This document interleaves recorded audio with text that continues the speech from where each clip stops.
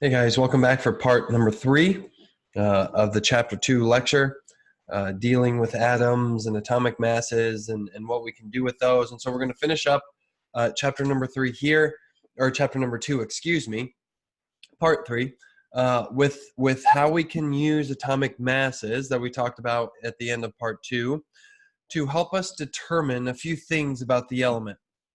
And so based on the mass, what we can do is we can calculate how many atoms are present in a given amount, right? In a given mass, right? So let's say we had 12 grams of carbon.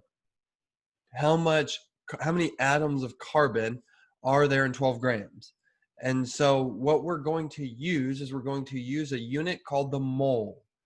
MOL is the abbreviation. It's the amount of particles or amount of material that contains 6.022 times 10 to the 23rd atoms or particles, or whatever we're looking at. 6.022 times 10 to the 23rd is known as Avogadro's number, named after the man that you can see pictured there. It's Amedeo Avogadro. We'll see him again when we talk about chapter 5 and gases. He came up with a simple gas law, looking at how much gas we have and the volume of the gas.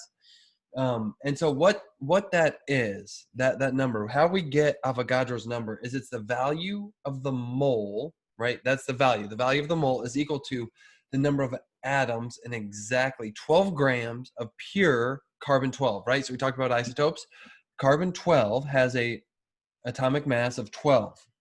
And so if you have 12 grams of something that weighs 12 grams, then that is going to equal 1 mole of that substance. Of in this case, it's carbon.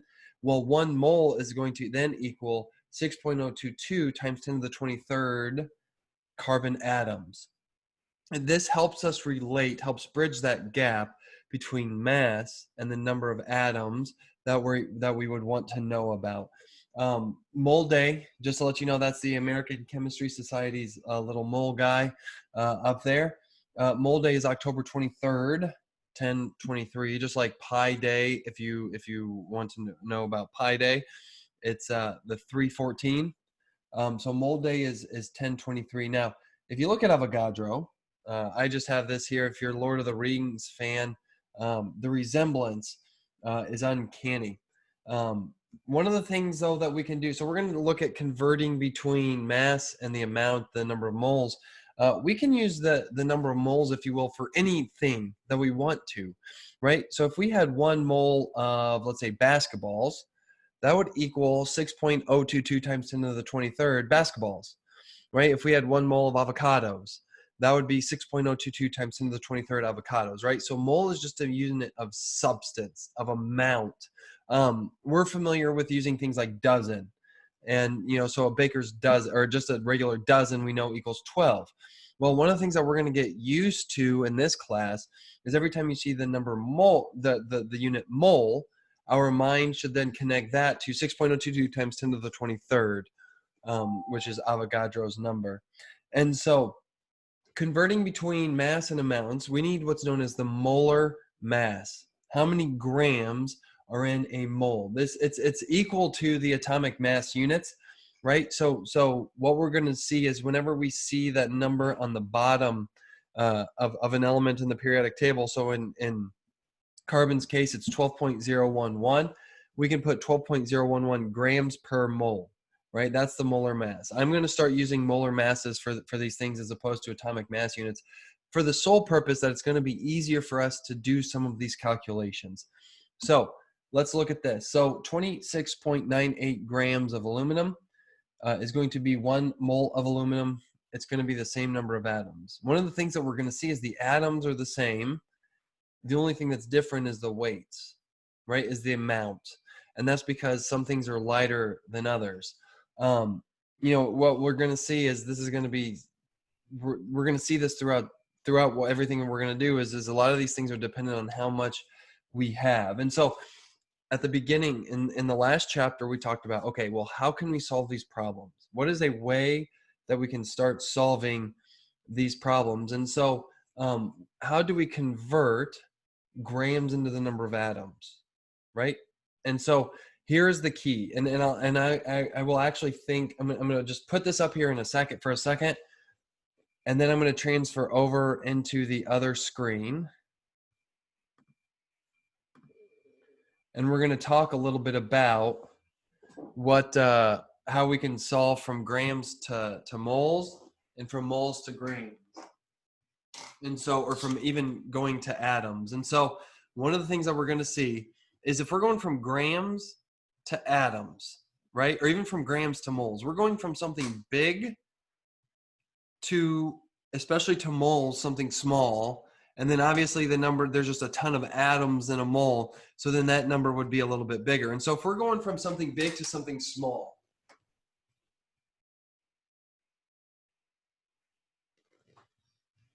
right? So we're going from something big to something small. We're going from grams to moles. We are going to divide by the molar mass, or the molecular weight is another way to do it, or is another way to say it. So we're going to divide by the molecular weight. And then if we go from moles to atoms,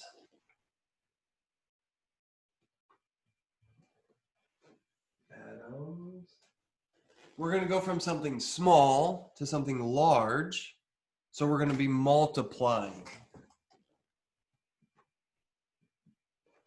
And I'm just going to put 8n for Avogadro's number, right? So 6.022 times 10 to the 23rd. And so then obviously if we're going to go from atoms, and we'll look at an example of a problem like this, but if we're going to go from atoms to grams, then we're just going to do everything in reverse.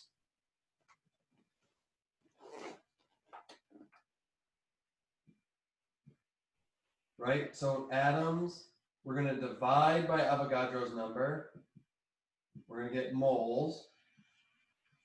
Then to go from moles to grams, we're going from something small to something large. We're going to multiply by molecular weight. Now, this is one of the things that, as we practice, this is a pattern that we need to kind of get, right? That we not necessarily memorize, right? Because we can enter onto these paths a variety of different ways. And so what we need to do is we need to think about how to get on these paths, but we need to actually think about the path themselves. And so here's a question that I have for you. Let's say we have an aluminum can.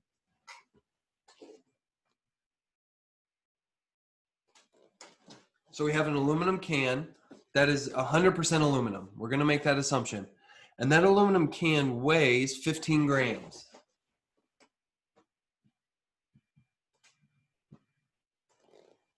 Right, so that aluminum can weighs 15 grams, and I want you guys we're going to calculate how many atoms, how many aluminum atoms are in this can.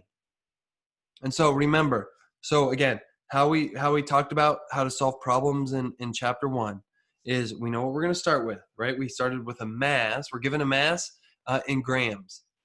Well, what do we want to end with? We want to end with the number of atoms in that can. So our starting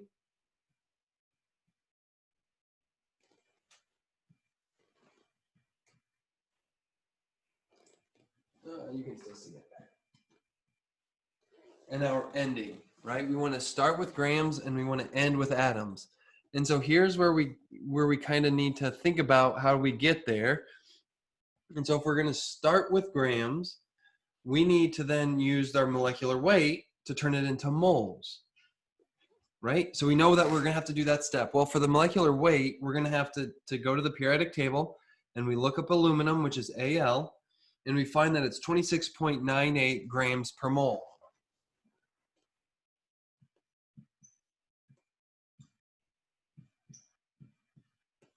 Right? So for every 1 mole of aluminum that we have, it's 26.98 grams.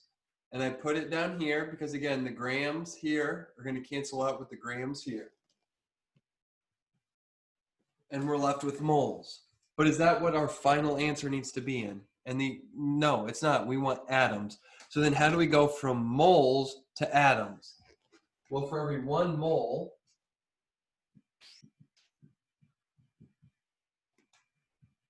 there's 6.022 times 10 to the 23rd atoms.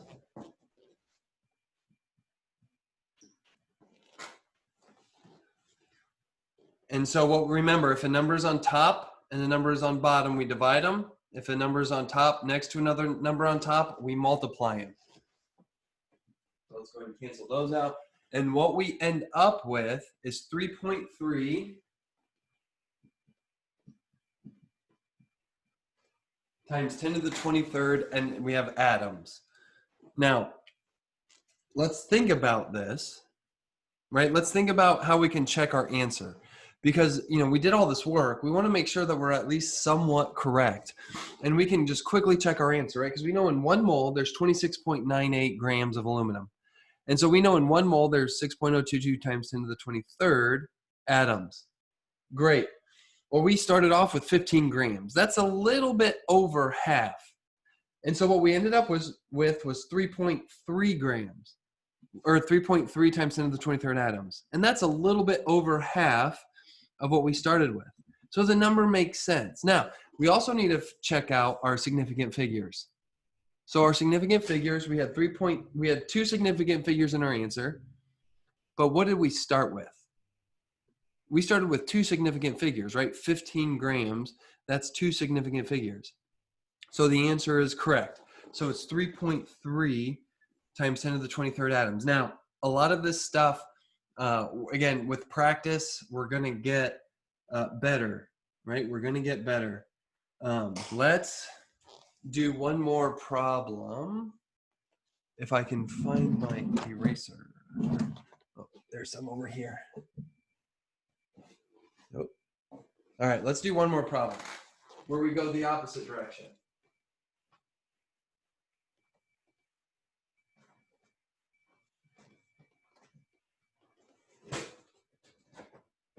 And there goes my board.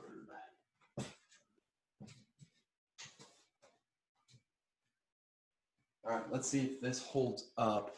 All right, so I want to know how many grams are in 4.5 times 10 to the 24th atoms of sodium. So 4.5 times 10 to the 24th atoms of sodium. And I want to know how many grams that is, right? And so just like down here, we're just going to do everything in reverse that we did down here. So we're going to start with atoms.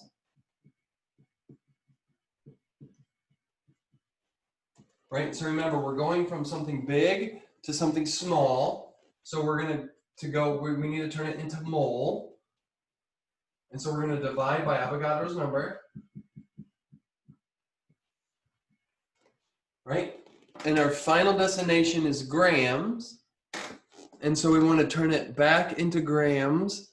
And so the molecular weight of sodium is 23 grams per mole. And so then if we do these calculations, right? So again, let's check. Atoms, mole, mole. And so we're left with grams. Perfect. Now we do the calculations and we get 171.9 grams. Boom, we're done, right? That seems right? Because we have more than a mole. We have more than 1 mole of sodium, so we would expect more than 23 grams. Oh, I forgot. Thank you for catching it. Significant figures. So again, on an exam, let's say you got this answer and you thought, well, okay, 172 grams. I would probably give you the majority of the points. I'd probably give you actually all the points. However, just to be perfectly, precise in what we're going to say, the correct answer, right, because it should have 2 significant figures, is this. 1.7 times 10 to the second grams. And so one of the things, again, that's going to take practice is doing the math over and over and over again. But I think we'll be able to get it. I know we'll be able to get it. And if you have any questions about this, please ask me. I'm going to put up some more practice problems outside of what's on the homework, so that we can then just practice doing these types of calculations. Because again, with the more practice, the better that we're going to get. This ends chapter 2. We'll keep pressing on to chapter 3 on how to, when we start combining elements and how we can name them.